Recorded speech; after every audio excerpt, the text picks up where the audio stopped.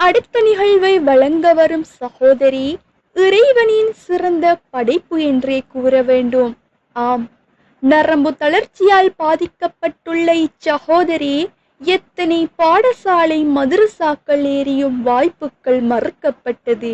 ஆனால் இன்று அல்லாஹ் எமது இஸ்லாமிக் டிவி மீடியா ஆன்லைன் குர்ஆன் மதரசா மூலம் அவருக்கு விதையிட்டுள்ளார். இன்ஷா அல்லாஹ் இவ்விதை ஓர் நாள் விருட்சகமாகும் என கூறிக்கொண்டு கவிதை நடையில் உள்ளம் உருகும் கசீதாவை வழங்க வருகிறார் சகோதரி தானியா.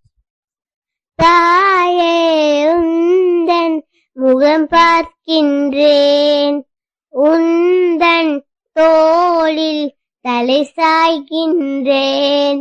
யா யா அல்லாஹ், உன்னை வேண்டினேன்.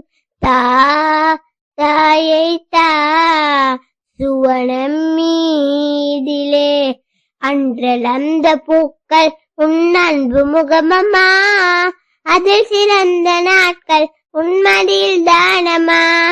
அங்கம் அங்க இரவில் நீ சொன்ன கதைகளும், இனிய நீண்ட குரலில் நீ தந்த ஓதலும், பிங்கிவன் நெஞ்சிலே விதைத்த விதைகளும், பிங்கிவள் நெஞ்சிலே விதைத்த விதைகளும், கோடி கல்வி கூட தாராத பாடமே.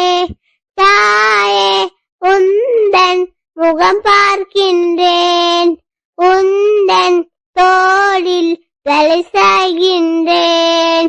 யா யா அல்லாஹ், உன்னை வேண்டினேன். தாயை சுவனம் மீதிலே இந்த நெஞ்சிலானே என் பால் சுரந்தது, இந்த வயிற்றில் தானே என் சிறகு முளைத்தது. கொள்கையோட சோற்றை உன் கரங்கள் தந்தது.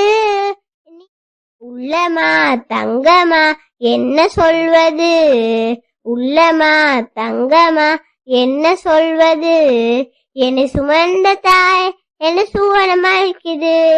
தாயே உந்தன் முகம் பார்க்கின்றேன், உந்தன் தோளில் தலை சாய்கின்றேன். யா யா அல்லாஹ், உன்னை வேண்டினேன்.